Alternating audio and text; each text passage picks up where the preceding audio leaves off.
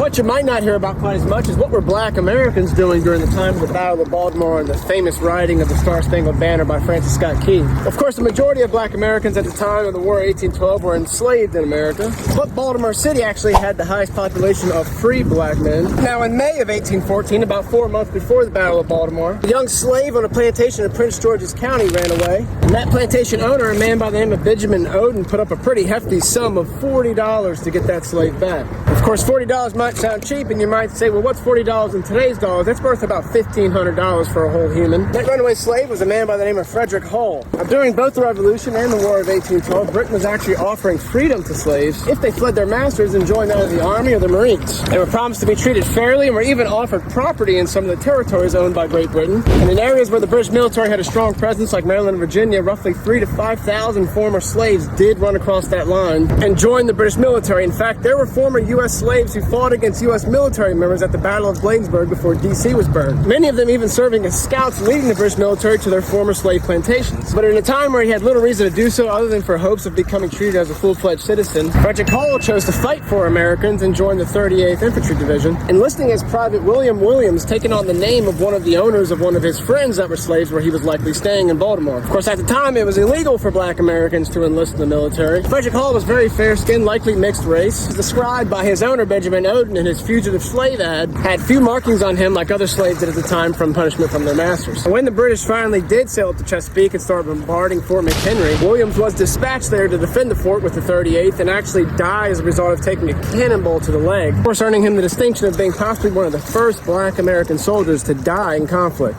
Now, as if that story isn't tragic enough, later the owner of Frederick Hall didn't serve a damn thing himself, petitioned the United States to start receiving pension payments as a result of Frederick Hall's death in service. He's also known to join in on memorial events of the battle, pretty much taking credit for the heroics of a man who he treated in the most cruel form that wanted nothing to do with him. But for better or worse, that story, not this, is what makes America.